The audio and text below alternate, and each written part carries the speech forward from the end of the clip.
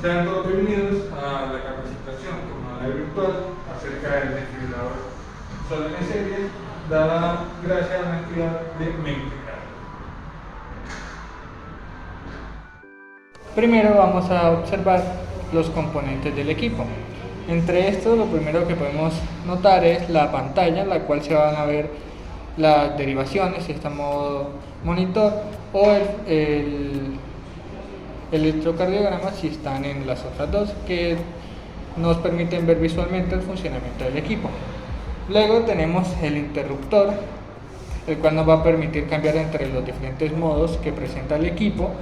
Tenemos también en la parte del desfibrilador, tenemos el botón de carga, el cual nos sirve para cargar las paletas una vez se haya seleccionado la cantidad de energía que vamos a implementar en la desfibrilación.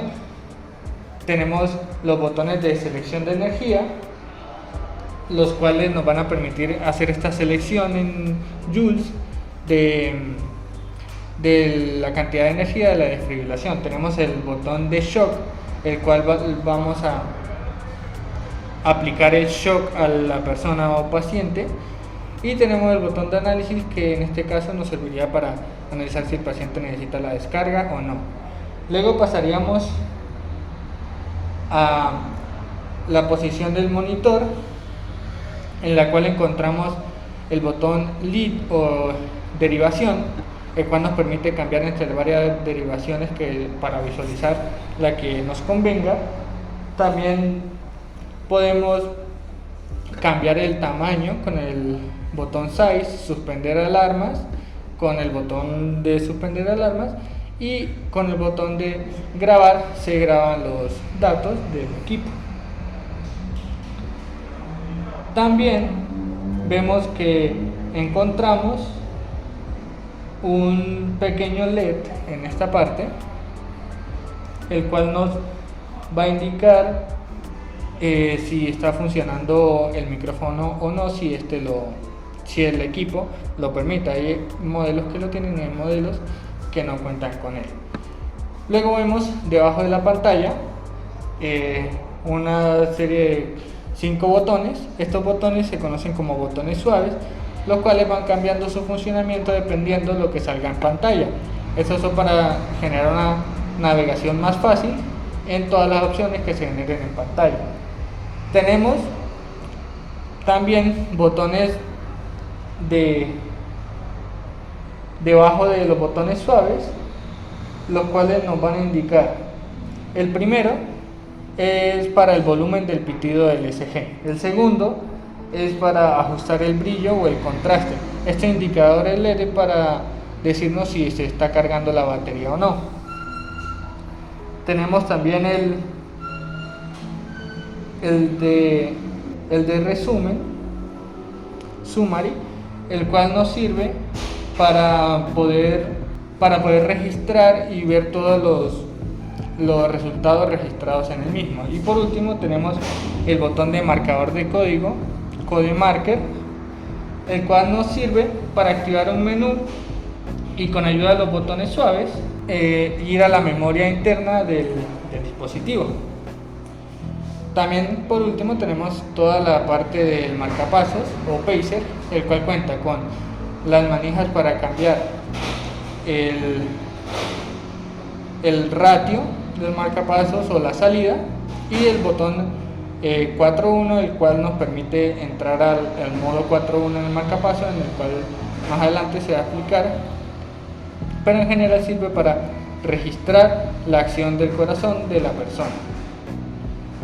Entre los componentes, que ya no son botones, encontramos la manija de agarre, la batería que se encuentra encima del equipo, y debajo de las bandejas de entrada del papel y las de memoria. Luego encontramos las paletas, las cuales tienen un botón eyector aquí que se utiliza para sacarlas, y en cada una de ellas encontramos un conjunto diferente de botones.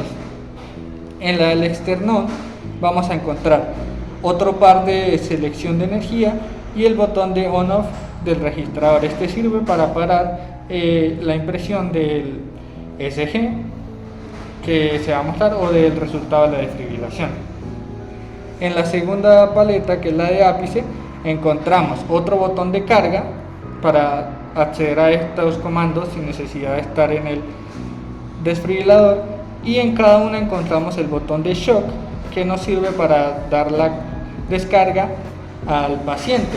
Estos botones se van a tener que presionar en simultáneo. Por último, debajo de estas paletas encontramos las paletas pediátricas. Simplemente se deslizan hacia arriba las de adulto y se encontrarían las pediátricas. Al igual es para la pala del esternón.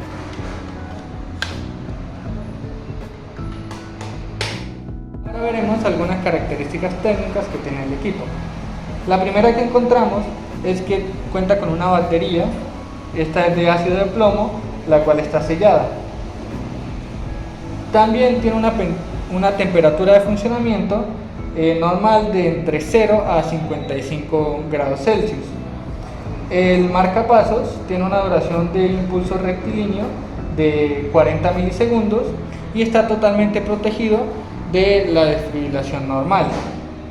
En el modo de desfibrilación encontramos que se pueden seleccionar en un rango de 10, 15, 20, 30, 50, 70, 100, 150, 200 y en algunos casos hasta 360 joules de máximo, dependiendo el modelo. También que tiene un tiempo de carga de menos de 7 segundos con una batería totalmente nueva y totalmente cargada. Tenemos que en las palas se encuentran los accesorios pediátricos incluidos. Y por último tenemos que en la parte del monitor encontramos que el tamaño del ECG va a aparecer de 0,5 a 1 centímetro sobre milivoltio, que tiene un tiempo de observación de más o menos 4 segundos, y todo el equipo cuenta con una medida de seguridad que se desactiva automáticamente si se encuentra cargado y no se ha realizado ninguna descarga en 60 segundos. Este equipo presenta una gran cantidad de indicaciones de seguridad debido a su acción eléctrica. Esta acción eléctrica puede generar muchos problemas tanto en el paciente como en las personas alrededor si no se siguen las indicaciones.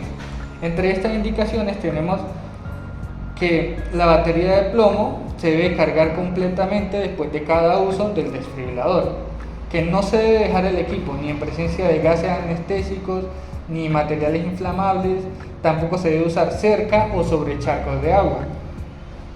Se tiene que el equipo no va a funcionar en especificaciones de almacenamiento superior o inferior a la temperatura que mencioné anteriormente, es decir, en menos de 0 grados y en más de 55 grados no va a tener un buen funcionamiento. Tenemos que tampoco se recomienda el uso de electrodos que no sean compatibles con el dispositivo. Esto puede generar varias fallas, las cuales no estarían previstas por el fabricante. Tampoco se debe utilizar esta unidad de modo automático cuando se esté trasladando a un paciente debido a todos los cambios que puede generar el mismo. Es mejor tenerlo monitorizado. No se debe desarmar la unidad debido a que puede tener un peligro de electrocución en el mismo. También se debe evitar utilizar el equipo con otros equipos encima de él o muy pegados, porque puede interferir o aumentar ese riesgo a la falla. No se deben descargar las palas ni los parches en el aire ni sobre ellas mismas. Solamente se pueden descargar en el paciente o en el mismo dispositivo, pues este cuenta con una resistencia de seguridad eléctrica, aunque esto no es muy recomendable hacerlo seguido con energías muy altas, pues como todo equipo puede tender a un fallo. También tenemos que durante la desfibrilación se debe avisar a todo el mundo que se aleje del paciente, que no se toquen las camas, no se toque ningún componente cerca de él, para así evitar traspasos de energía de una persona a otra y posibles accidentes que se puedan ocurrir. No se debe utilizar la función del desfibrilador automático en DEA si los pacientes son menores a 8 años, debido a su morfología. También hay que tener en cuenta que el exceso de vellosidad en el paciente va a hacer que el desfibrilador tenga algunos problemas, entonces se debe eliminar, para así poder generar una zona totalmente limpia en la cual las palas van a estar en contacto directo con la piel de la persona. En general, los tiempos que transcurren desde que aparece el mensaje de batería baja hasta que se apaga el equipo son de más o menos 1 minuto. Este es el tiempo que tiene usted para cambiarlo por una batería totalmente cargada. Siempre hay que tener una batería totalmente cargada de repuesto en caso que se generen estos errores. También hay que decir que los botones de shock están en esta ubicación para que sean accionados con los pulgares.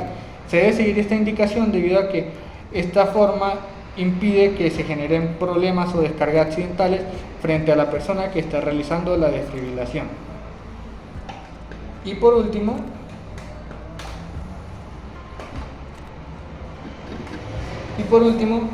tenemos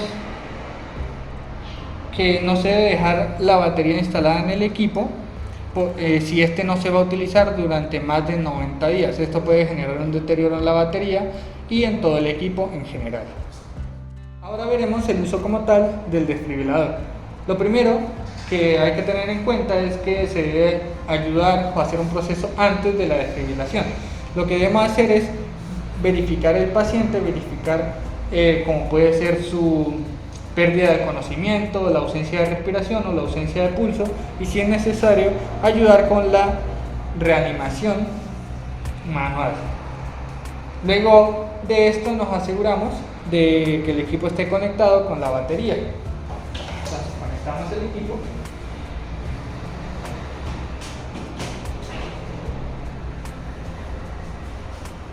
Y luego lo que hacemos es pasar a el modo de desfibrilación manual. Para esto movemos el interruptor a la parte de desfibrilación manual.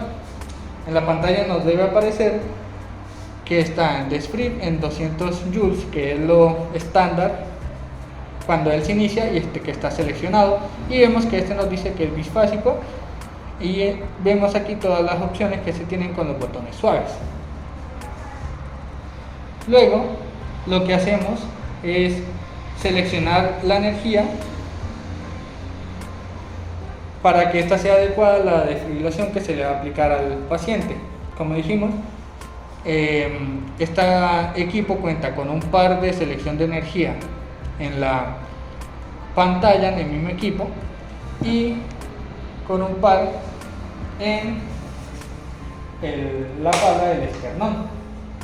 Como podemos ver, esta también cambia si se oprimen estos botones. No importa cuál se utilice, lo importante es que sea la adecuada para el paciente. En este caso vamos a aplicar 30 debido a que va a ser una descarga de prueba sobre el mismo equipo. Ahora lo que tenemos que hacer es retirar las dos palas. Para retirarlas, aquí se encuentra un seguro, simplemente se echa hacia abajo y la pala caerá sin hacer demasiada fuerza. Nos guiamos por los nombres de las palas y siguiendo la imagen de prueba que se ve aquí en pantalla, vamos a poner la del esternón a la derecha del paciente. Siempre estas indicaciones se dan teniendo en cuenta la posición del paciente.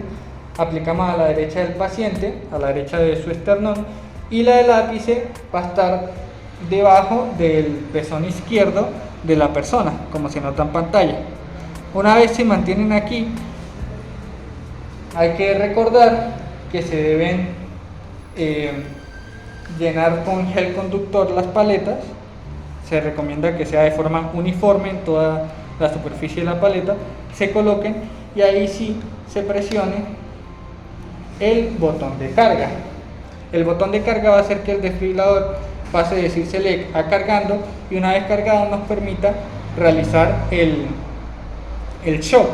Entonces presionamos o el botón de carga aquí o el del equipo y él empezará a cargar. Una vez cargado, él nos debe decir ready o listo, y en este caso, como va a ser una desfibrilación de prueba, vamos a retomarla al equipo. Sabemos que está cargado porque se prende el LED de la pala de ápice, y simplemente sería con los pulgares presionar los botones de shock. Primero yo los devuelvo.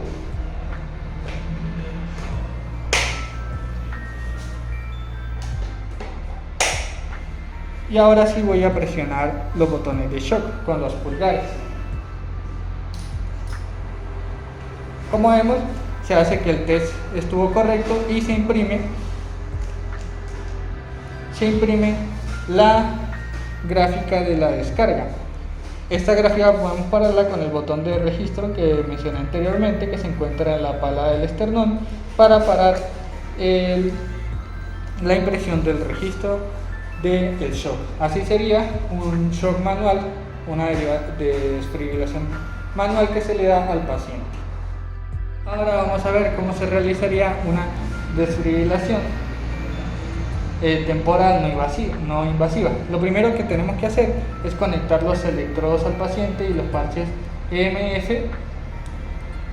teniendo en cuenta para los electrodos la imagen que vamos a ver aquí en pantalla, y en los EMF en su mismo embalaje nos dice cómo colocarlos. Luego de tenerlos colocados, vamos a girar el interruptor a pacer o marcapasos. Una vez girado el interruptor a marcapasos, lo que hacemos es definir la frecuencia o el ritmo del marcapasos. Para eso utilizamos el interruptor de ritmo y lo movemos. Este movimiento va a hacer que se mueva en una unidad de 2 ppm por cada tic que tiene la perilla. Luego de hacer esto, lo que hacemos es seleccionar la corriente del marcapaso. Para eso utilizamos la otra perilla, y de la misma manera se moverá en este caso la unidad es miliamperios. Una vez se tiene la selección de estas, se deben determinar varias cuestiones fisiológicas del paciente, teniendo en cuenta las mediciones del mismo. Lo primero que tenemos que hacer es determinar la captura. La captura se refiere a una estimulación que se ha producido en una respuesta ventricular. Esta se debe evaluar la determinación de la captura eléctrica mecánicamente para garantizar un apoyo circulatorio adecuado. También debemos determinar el umbral óptimo para que la corriente de salida sea la ideal. Generalmente el valor ideal es más bajo que el que se puede mantener, en el que se pueda mantener la captura. Este valor va entre el 10% superior al umbral. También tenemos el modo 4.1. Para activarlo, lo que hacemos es mantener presionado el botón 4.1 y este retiene temporalmente los estímulos, por lo tanto nos va a permitir observar el ritmo y la morfología de la señal del paciente. Cuando está activado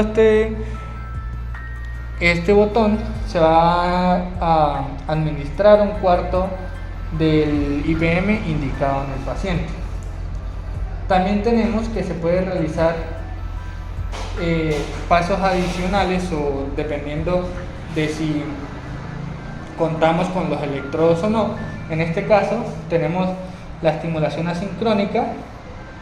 Para esto simplemente nos vamos al botón suave que dice sincrónica on off y lo activamos, y él nos debe decir que está en sincrónica con los datos normales, y para salir lo presionamos otra vez y entramos a marcapasos normal.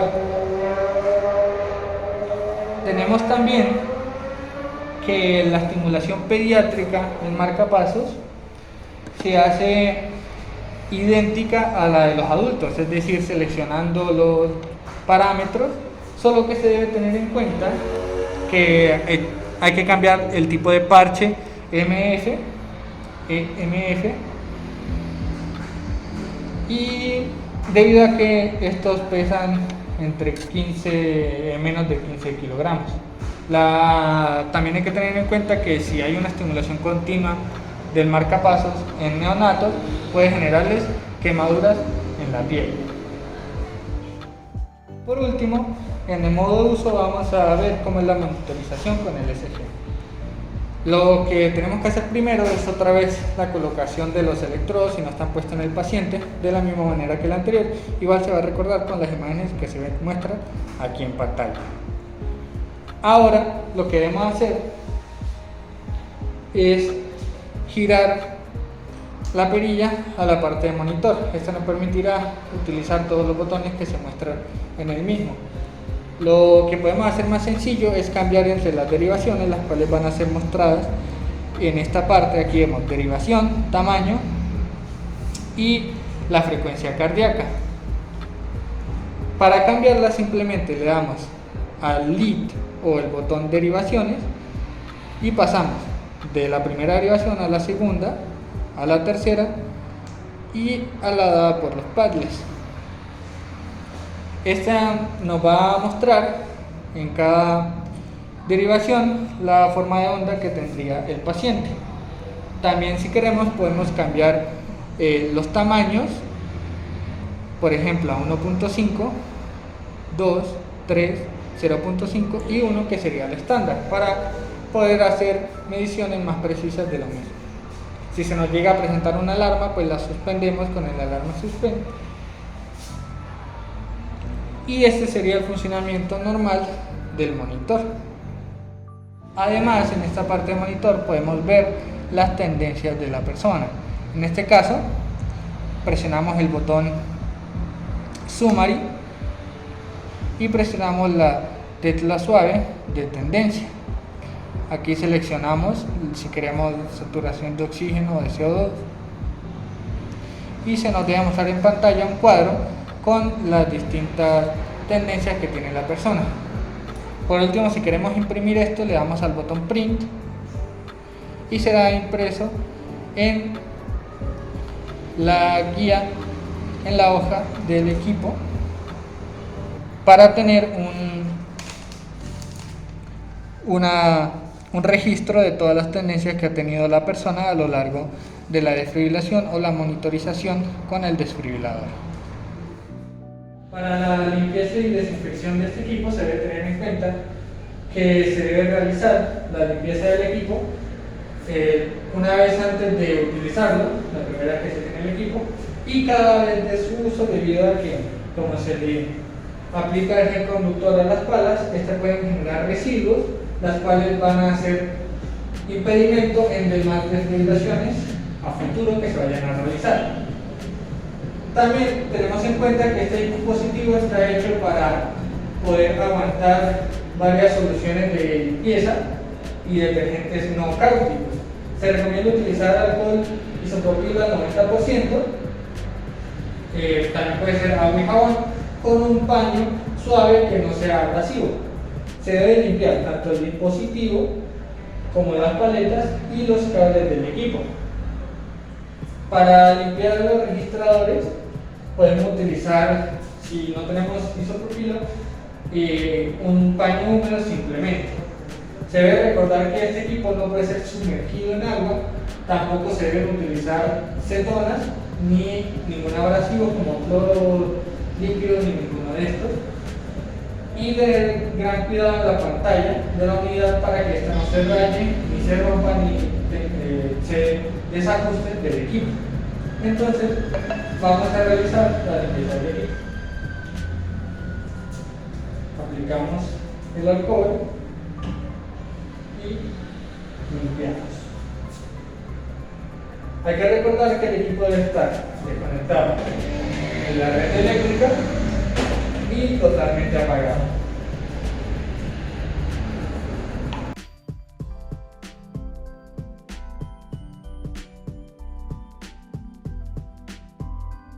Hay que recordar que la limpieza también se debe realizar detrás del equipo donde se encuentran varios conectores.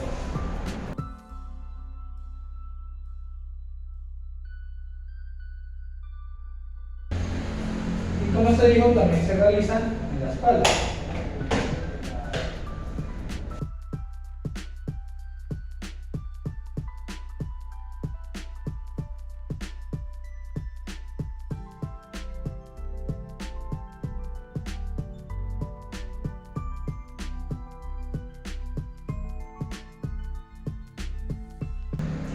Ahora pasaremos al secado del equipo. Para el secado del equipo vamos a utilizar un pañuelo nuevo completamente seco, como el que tenemos aquí, que no se muestre ninguna impureza, ninguna suciedad y que sea suave. Es necesario que sea suave para no generar ningún rayón o ningún efecto abrasivo sobre el equipo. Del mismo modo, todas las superficies del equipo van a ser secadas, al igual que fueron limpiadas con el detergente o el alcohol.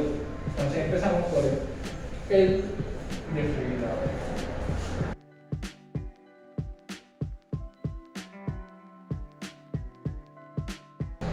Sin olvidar la parte de atrás del equipo. Hay que tener muy en cuenta que no deben quedar ningún residuo de líquido al utilizar el equipo, pues esto puede generar fallos y accidentes al momento de usarlo. Ahora hacemos lo mismo con las paletas y los cables.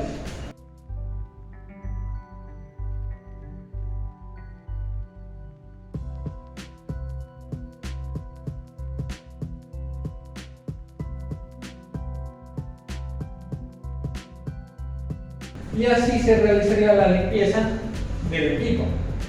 Hablando de la esterilización del equipo, se debe recordar que este equipo no puede ser utilizado, no puede ser esterilizado en autoclave, no es apto para ese proceso y puede generar varios errores a lo largo del funcionamiento interno del equipo.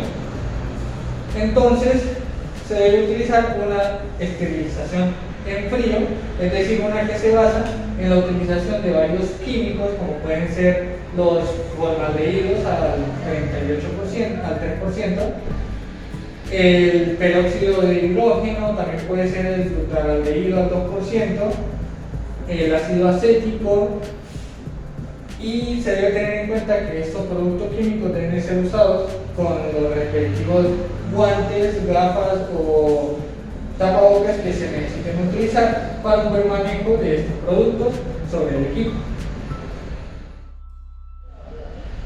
Ahora veremos un poco de la termovigilancia de estos equipos, los desfibriladores en general. Los eventos e incidentes que se presentan de estos desfibriladores son muy variables. Debido a su acción eléctrica, estos van desde descargas imprevistas hasta riesgo de muerte en pacientes y en manipuladores. Vemos que lo que podemos encontrar en general son fallos en la descarga debido a que no se tuvo el tiempo suficiente para recargar las palas. También vemos fallas al utilizar sensores DSG, partes EMF distintos a los que son o ya caducados. Vemos que se encuentran fallas en la batería. Si las baterías no son bien cuidadas en estos equipos, se presentan fallas. También vemos fallas en las paletas, con los electrodos. Encontramos fallas en que se utilizan paletas de adultos en pediátricos sin realizar el respectivo cambio que se debe hacer.